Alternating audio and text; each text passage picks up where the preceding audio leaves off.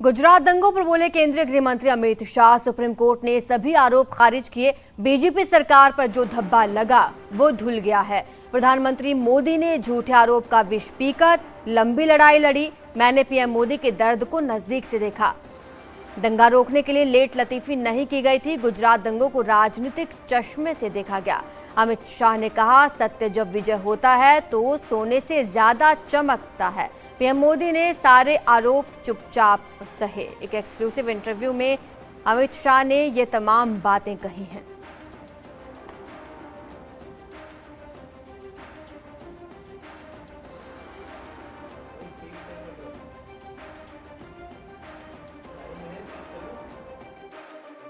SIT में आज मैं आपको सत्य बताता हूं, एसआईटी का ऑर्डर कोर्ट का नहीं था। एक एनजीओ ने एसआईटी की मांग करी। कोर्ट ने फॉर सेक ऑफ आस्किंग हमारे लॉयर को पूछा। हमारे लॉयर ने कहा मुझे इंस्ट्रक्शन लेने पड़ेंगे। लंच आवर के बाद फिर से कोर्ट बैठी। हमारी सरकार ने कह दिया कि हमें कुछ छुपाना ही नहीं, तो एसआईटी बने, हमें क्या आपत्ति है। It was consented decision. Gujarat सरकार की रिकॉर्ड पर कंसेंट है। कोर्ट ने अपने जजमेंट में भी लिखा है कि एनजीओ की मांग थी, गुजरात सरकार ने कंसेंट दी है। और मुझे बहुत अच्छा लग रहा है कि आज जिन लोगों ने भी मोदी जी पर आरोप लगाए थे, अगर उनकी अंतरात्मा है तो उन्होंने मोदी जी की और भारतीय जनता पार्टी की क्षमा मांगनी चाहिए। सिर्फ आरोप लगे थे क्या? दंगे हुए तो थे ना? आरोप क्या था? दंगे मोटिवेटेड थे। दंगों में राज्य सरकार का हाथ था, दंगों में मुख्यमंत्री का हाथ था, यहां तक भी कह गए। आरोप यह था। दंगे से कौन इनकार कर रहा है? देश में दंगे कई जगह पे हुए हैं। तो क्या उन दिनों में आप भी थे वहां पर?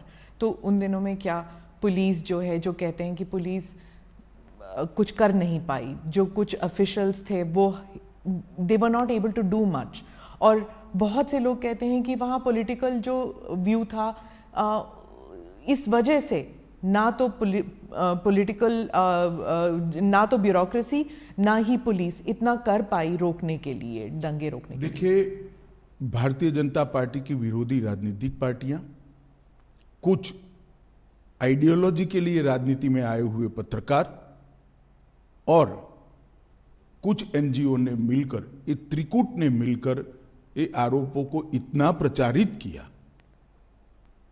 और इसका इकोसिस्टम भी इतना मजबूत था कि धीरे धीरे झूठ को ही सब सत्य मानने लगे। पीएम नरेंद्र मोदी के खिलाफ सुप्रीम कोर्ट में ज़किया जाफरी की याचिका खारिज होने पर नोएडा से बीजेपी की एमएलए पंकज सिंह ने कहा कि सारा मुद्दा पॉलिटिकल मोटिवेटेड था। जनता हमेशा पीएम मोदी के साथ थी। देखिए, ये तो सभी लोग जानते थे और ये सारा मुद्दा पॉलिटिकली मोटिवेटेड था। और कुछ संस्थाएं, कुछ एनजीओज, वह कुछ पॉलिटिकल, उस समय के जो कांग्रेस के नेता या विपक्ष जो उस समय था, या जो लोग उस समय सत्ता में थे, कांग्रेस और अन्य दल, वो सभी लोग मिलकर इस मुद्दे को उठाया करते थे। लेकिन जनता ने कभी इसको गंभीर माना नहीं, क्योंकि वो हमेशा नरेंद्र मोदी जी पर विश्वास किए थे। गुजरात की जनता ने लगातार नरेंद्र मोदी जी पर अपना भरोसा जताया और आज वह देश के प्रधानमंत्री हम लोगों के हैं।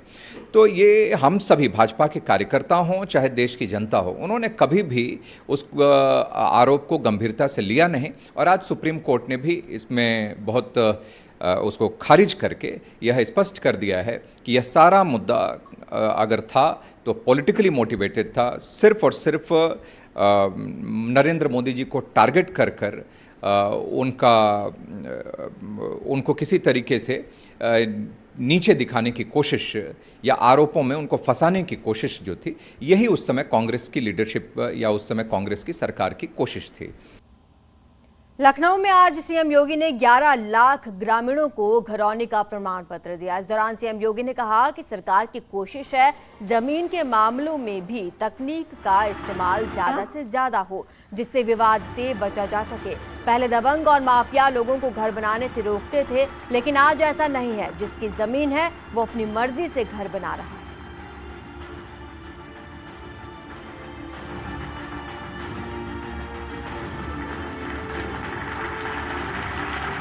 देश में 34 लाख परिवार ऐसे होंगे ग्रामीण क्षेत्र में जिनके पास अपनी जमीन का आवासीय पट्टा भी उनके नाम पर होगा और वह उसके नाम पर कोई भी अपना कार्यक्रम, व्यवसाय, बैंक से लोन लेने या लेन देन के कार्यक्रमों के साथ अपनी जमीन को आगे बढ़ा सकते हैं।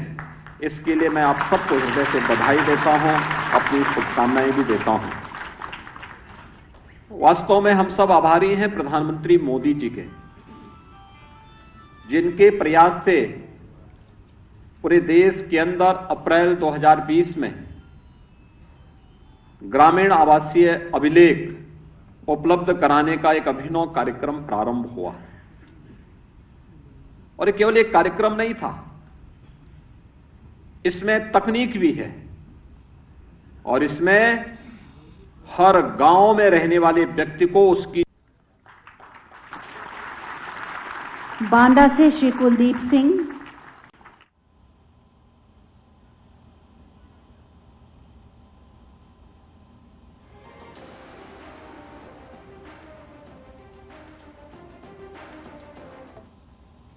राष्ट्रपति चुनाव को लेकर बीएसपी के अध्यक्ष मायावती ने बड़ा ऐलान किया। एनडीए की उम्मीदवार द्रौपदी मुर्मू को समर्थन देने का उन्होंने ऐलान किया। मायावती ने कहा, बीएसपी आदिवासी समाज की एक महिला को अपना समर्थन दे रही है। ये समर्थन बीजेपी को नहीं बल्कि आदिवासी समाज को है। मायावती ने यह भी कहा कि बीएसपी के मूवमेंट में हमेशा आदिवासी समाज के लोगों ने साथ दिया है। इसी कड़ी में राष्ट्रपति चुनाव में अपना फैसला खुद लेने के लिए स्वतंत्र है, आज़ाद है, जिसके तहत ही हमारी पार्टी ने आदिवासी समाज को अपनी मूवमेंट का खास हिस्सा मानते हुए द्रौपदी मुर्मू को राष्ट्रपति पद के लिए अपना समर्थन देने का फैसला लिया है। और हमने ये अति महत्वपूर्ण फैसला बीजेपी व इनके एनडीए के पक्ष में नहीं और ना ही इनके विपक्ष यूपीए के विरोध में कोई सोच कर लिया है, बल्कि अपनी पार्टी व मूवमेंट को विशेष ध्यान में रखकर ही एक आदिवासी समाज की योग्य व कर्मठ महिला को देश का राष्ट्रपति बनाने के लिए ये खास फैसला लिया है। हालांकि वह कितना फ्रीली होकर वह बिना किसी दबाव के कार्य कर पाएगी, ये तो आगे चलकर समय ही बताएगा। जालौन में एसीएस होम और यूपीडा के मुख्य कार्यवाहक ने बुंदेलखंड एक्सप्रेसवे का निरीक्षण किया और अधिकारियों के साथ बैठक की। इससे पहले बुंदेलखंड एक्सप्रेसवे का निरीक्षण करने से पहले अवनीश अवस्थी इटावा भी पहुंचे। न्यूज 18 से बातचीत में उन्होंने कहा कि बुंदेलखंड एक्सप्रेसवे का काम तेजी से हो रहा है। करीब 97% काम पूरा हो चुका है। जुलाई में पीएम मोदी इसका उद्घाटन करेंगे।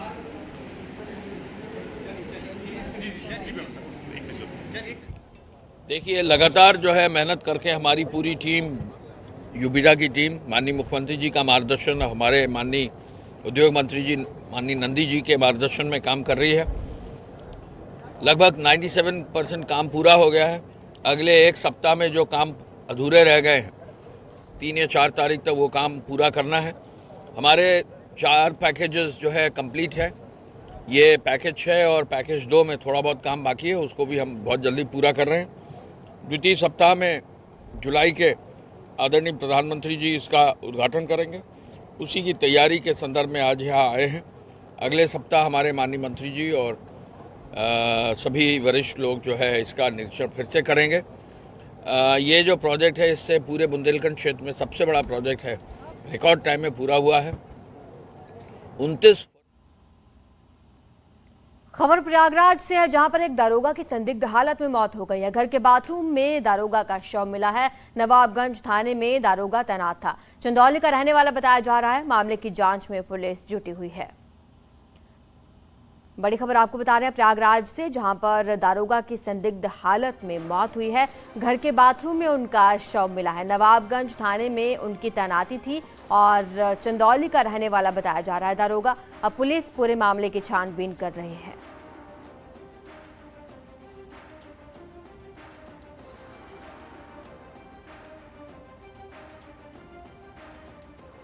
घर के बाथरूम में दरोगा का शव मिलने से सनसनी फैल गई, जिसके बाद पुलिस मौके पर पहुंची और शव को अपने कब्जे में लिया। संदिग्ध हालत में दारोगा की मौत बताई जा रही है। घर के बाथरूम से उनका शव मिला है।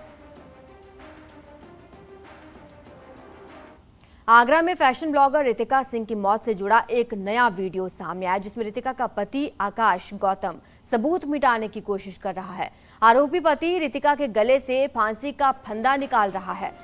ये वीडियो में साफ तौर पर देखा जा सकता है सबूत मिटाता हुआ नजर आ रहा है आरोपी पति। हालांकि पुलिस ने उसे गिरफ्तार कर लिया है। 2 और लोगों की गिरफ्तारी हो चुकी है, उनसे लगातार पूछताछ की जा रही है। साथ ही रितिका के शव को पोस्टमार्टम के लिए भेज दिया गया है और रिपोर्ट का इंतजार किया जा रहा है।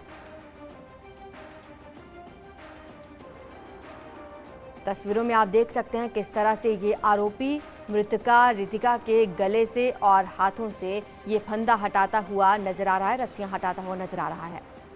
आरोपी अभी जेल में है और पुलिस लगातार उससे पूछताछ कर रही है। ब्लॉगर रितिका मर्डर मिस्ट्री का अब तक खुलासा नहीं हो पाया है और ठीक पीछे तस्वीरों में आप देख सकते हैं ये वही अपार्टमेंट है जिसके 4थी मंजिल से ब्लॉगर रितिका की हत्या हुई है। बताया जा रहा है कि पहले उसको पीटा गया, उसके बाद 4थी मंजिल से जमीन के नीचे फेंक दिया गया। पीछे जो आप गड्ढा देख रहे हैं यहीं आकर रितिका का शव पड़ा हुआ मिला था। दरअसल रितिका गाजियाबाद की रहने वाली थी और इसी अपार्टमेंट में अपने फ्रेंड के साथ लिव इन में रह रही थी। हालांकि रितिका भी शादीशुदा थी। बताया जा रहा है कि जो रितिका का पति है वो अपने साथियों के साथ यहाँ आया था और रितिका की हत्या करने के बाद शव को यहाँ फेंक दिया था। फिलहाल पुलिस ने कई लोग हिरासत में लिए हैं और पुलिस जांच पड़ताल कर रही है आखिरकार रितिका की मर्डर मिस्ट्री क्या है। आरिफ खान, न्यूज़ 18 आगरा। फतेहपुर से खबर है, जहां पर मदरसे में धर्मांतरण का मामला सामने आया था। मास्टरमाइंड इखलाक ने अब कोर्ट में सरेंडर पत्र डाल दिया है। बिहार के मुजफ्फरपुर का रहने वाला है ये इखलाक खान। बेरोजगार हिंदू युवकों का धर्मांतरण कराने का इस पर आरोप लगा है। नौकरी और मकान का झांसा देकर धर्मांतरण का आरोप यासीन मोहसिन आलिम पर भी लगा। उन्हें पुलिस जेल भेज चुकी है। इखलाक अरमान मौलवी सहित 4 आरोपी फरार हैं। सदर कोतवाली के लखनऊ बाईपास स्थित मदरसे का ये पूरा मामला बताया जा रहा है। कुछ आरोपी फरार हैं, जिनमें से इखलाक खान अब कोर्ट में सरेंडर पत्र दाखिल कर चुका है। हालांकि पुलिस लगातार उसकी तलाश में जुटी हुई है। बेरोजगार हिंदू युवक उसके निशाने पर थे, जिन्हें बहला फुसलाकर वो धर्मांतरण कराता था।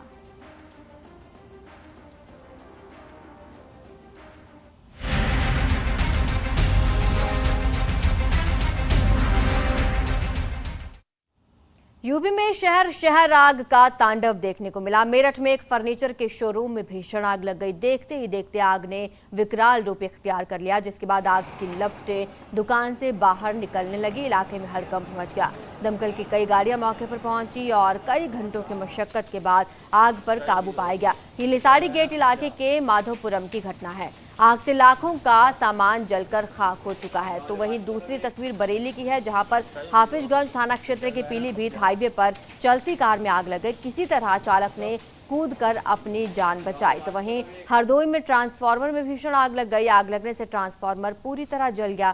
स्थानीय लोगों की मदद से आग पर काबू पाया गया। मामला पिहानी कोतवाली क्षेत्र के पिहानी चौक का है।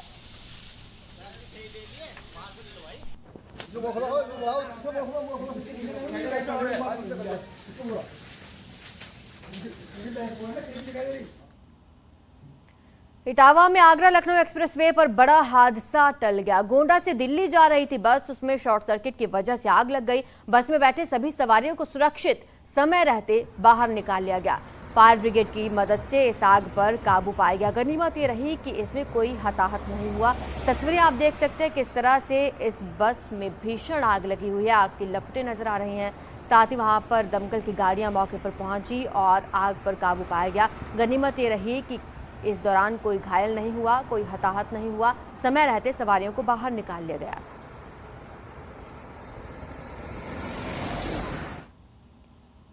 बदायूं में रफ्तार का कहर देखने को मिला, जहां एक तेज रफ्तार ट्रक ने बाइक को टक्कर मार दी, जिससे मां बेटी की मौके पर ही मौत हो गई। घटना सहसवान कोतवाली के कचला रोड की है। बताया जा रहा है कि ये बाइक पर एक परिवार मेडिकल स्टोर जा रहा था।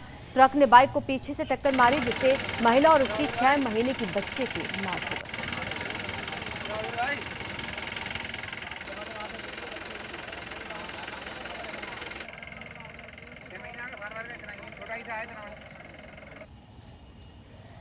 मेरठ में शराब पार्टी के दौरान एक बार फिर हत्या की वारदात सामने आई। खेत में शव के पास शराब की बोतल भी मिली है। युवक के शरीर पर चोट के निशान भी हैं, जिससे युवक की पीट कर हत्या की आशंका जताई जा रही है। वहीं शव की शिनाख्त अब तक नहीं हो सकी है। घटना लिसाड़ी गेट के शाहजहां कॉलोनी की है। लोगों ने बताया कि रात को कुछ युवक खेत में बैठकर शराब पी रहे थे।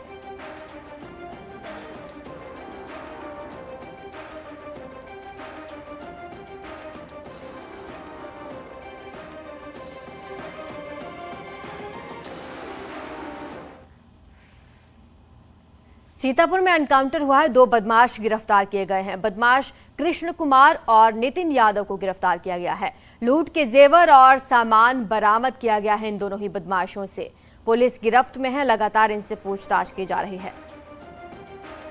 सीतापुर से खबर आई है जहां पर एनकाउंटर हुआ है और लूट के जेवर इन बदमाशों से बरामद कर लिए गए हैं। 2 बदमाश गिरफ्तार किए गए।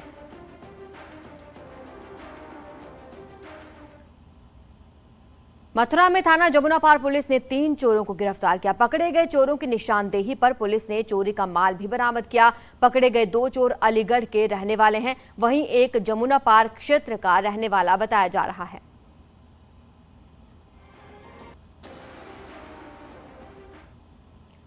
गौतम बुद्ध नगर में पुलिस कमिश्नरेट ने विशेष अभियान चलाया। खुले में शराब पीने वाले लोगों के खिलाफ ये कार्रवाई की गई। चेकिंग अभियान चलाया गया। 796 लोगों के खिलाफ ये कार्रवाई की गई है। धारा 290 के तहत ये कार्रवाई की गई। सार्वजनिक स्थानों पर शराब का सेवन कर रहे थे ये आरोपी। पुलिस ने जिले के 796 लोगों के विरुद्ध ये कार्रवाई की है।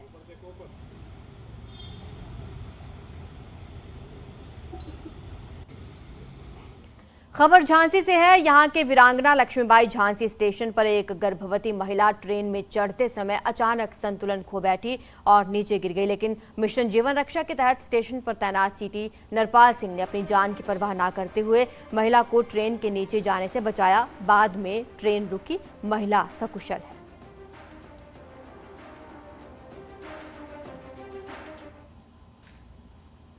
फ्रांस के राजदूत इमैनुअल लेनिन जौनपुर पहुंचे। इमैनुअल लेनिन ने जौनपुर के प्रसिद्ध अटाला मस्जिद को देखा। उसके बाद जामा मस्जिद, लाल दरवाजा, अकबर ब्रिज का भी उन्होंने दीदार किया। उन्होंने कहा कि जौनपुर आकर उन्हें बहुत अच्छा लगा और काफी कुछ चीजें देखने और समझने को मिली।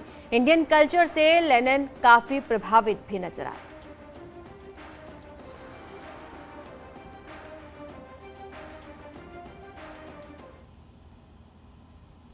नोएडा में बुलडोजर एक बार फिर गरजा है। नोएडा के सेक्टर 8 में कार्रवाई हुई। अवैध निर्माण को ध्वस्त किया गया। मस्जिद के पास के इलाकों में एक्शन लगातार जारी है। अवैध कब्जों को तोड़ा गया। नोएडा में इस बार ये तस्वीरें सामने आई जब हद पर बुलडोजर पहुंचा और अवैध निर्माण को ध्वस्त कर दिया गया। लगातार बुलडोजर की कार्रवाई प्रदेश भर में जारी है। अलग अलग इलाकों में बुलडोजर की कार्रवाई हो रही है। तस्वीरें नोएडा से सामने आई जहां पर अवैध निर्माण को गिरा दिया गया। इलाके में बुलडोजर के पहुंचते ही हड़कंप मच गया और वहां पर बुलडोजर की कार्रवाई को अंजाम दिया गया। जहां पर अवैध निर्माण किया गया था उस निर्माण को ध्वस्त किया गया। प्रदेश भर में ऐसी ही कार्रवाई लगातार चल रही है प्रशासन की ओर से। तस्वीरें आप देख सकते हैं। नोएडा के सेक्टर 8 में पहुंचा बुलडोजर और यहां पर अवैध निर्माण को गिरा दिया गया है। लगातार प्रदेश भर के अलग अलग शहरों से ऐसी तस्वीरें सामने आ रही हैं जहां पर बुलडोजर की कार्रवाई लगातार की जा रही है। प्रशासन अलर्ट मोड पर है और जो भी अवैध कब्जे हैं, अवैध निर्माण है, उन्हें ध्वस्त किया जा रहा है। जमीनों को मुक्त कराया जा रहा है। गलत नक्शे पर जिन मकानों को बनाया गया है उन्हें भी ध्वस्त किया जा रहा है। साथ ही जो आरोपी हैं उनके घरों पर भी कार्रवाई हो रही है। ये बुलडोजर नोएडा में पहुंचा जहां पर कार्रवाई की गई। महोबा में कार और सफारी की भिड़ंत में कार में सवार एक युवक की मौत हो गई। महिला सहित 2 अन्य गंभीर रूप से घायल हैं। सूचना पर स्थानीय पुलिस मौके पर पहुंची। घायलों को अस्पताल में इलाज के लिए भर्ती कराया। मृतक के शव को कब्जे में लेकर पोस्टमार्टम के लिए भेज दिया गया है। घायलों का इलाज चल रहा है। महोबा में ये कार और सफारी की टक्कर हुई जहां पर हादसे में कई लोग घायल हो गए हैं जिन्हें अस्पताल में भर्ती करा दिया गया है। गाड़ी से हरपालपुर से जा रहे थे। कौन सी गाड़ी थी? वो 800 थी। अच्छा। तो सामने से एक गाड़ी आई, उसने ओवरटेक करके मेरी गाड़ी में मार दी। ये कौन है आपके? ये मेरा भतीजा है, साले का लड़का है। क्या नाम है इनका? उसका नाम कपिल अनुरागी। कहाँ के रहने वाले? भर्रा उत्तर। पिताजी का नाम क्या है? पिताजी का नाम रामचंद्र, वो भी साथ में थे गाड़ी में। अच्छा, उनको क्या चोटें आई? उनको भी चोटें आई हैं, वो अंदर भर्ती है। मम्मी भी थी। कितने लोग गए? ये लोग 3 लोग थे गाड़ी में। हरदोई के सांडी थाना इलाके में खेत में गाय चले जाने से नाराज लोगों ने गाय को भाला मार दिया, जिससे उसकी मौत हो गई। इस मामले में गाय के मालिक ने 3 लोगों पर गाय की हत्या करने का आरोप लगाया है। पुलिस को तहरीर दी गई, पुलिस ने जांच शुरू कर दी है। मामला थाना सांडी का है, जिसमें रामचंद्र सना पुतई निवासी आदमपुर ने प्रार्थना पत्र थानाध्यक्ष को दिया है। इसमें उन्होंने आरोप लगाया है कि उनकी गाय पड़ोस में मान सिंह के खेत में चली गई थी, उनके बेटों ने और उन्होंने मिल करके उसको भाला मार दिया, जिससे गाय की मृत्यु हो गई है। बुंदेलखंड एक्सप्रेसवे पर खबर है, जुलाई के दूसरे हफ्ते में उद्घाटन किया जा सकता है। प्रधानमंत्री नरेंद्र मोदी इसका उद्घाटन करेंगे। अब तक 97% काम इसका पूरा हो चुका है। 10 दिन का बकाया काम जल्द ही पूरा कर लिया जाएगा, जिसके बाद प्रधानमंत्री नरेंद्र मोदी यहां पहुंचेंगे और बुंदेलखंड एक्सप्रेसवे का उद्घाटन किया जाएगा। जुलाई के दूसरे हफ्ते में उद्घाटन होगा। प्रधानमंत्री मोदी इस उद्घाटन को करेंगे। अब तक पूरा हो चुका है 97% काम, 10 दिन का काम बस बकाया है। ज्यादा जानकारी हमारे संवाददाता अनामिका हमें देंगे। अनामिका, बताएं। बुंदेलखंड के लिए अब तक ये सबसे बड़ी सौगात होगी, क्योंकि वो बुंदेलखंड जो कभी सूखा और तमाम दिक्कतों की वजह से उसकी पहचान थी, लेकिन अब बुंदेलखंड में उसके एक्सप्रेसवे बन जाने के बाद इसको लेकर के एक बड़ी पहचान तो मिलेगी, साथ ही तमाम लोगों को रोजगार भी मिल सकेगा, ट्रांसपोर्टेशन में बेहतरी हो जाएगी। और शायद यही वजह है कि ये जो एक्सप्रेसवे है इसके उद्घाटन के मौके पर पीएम मोदी के भी आने की खबर है। मुख्यमंत्री योगी आदित्यनाथ ने पिछले दिनों भी जब अधिकारियों से बैठक की थी तो उन्होंने कहा था कि जो इसका उद्घाटन होगा वो बेहद ग्रैंड इवेंट होगा, लिहाजा अधिकारी अभी से इसकी तैयारी में जुट जाएं। और ये भी खबर सामने आ रही है कि जुलाई के सेकेंड वीक में, यानी कि 13 जुलाई के आसपास पीएम मोदी खुद बुंदेलखंड आकर उसका उद्घाटन कर सकते हैं और ये बड़ी सौगात जनता को समर्पित कर सकते हैं। शुक्रिया अनामिका आपका इस तमाम जानकारी के लिए। वक्त हो चला छोटे से ब्रेक का, जल्द हाजिर होंगे। आप देख रहे हैं न्यूज़ 18 उत्तर प्रदेश उत्तराखंड।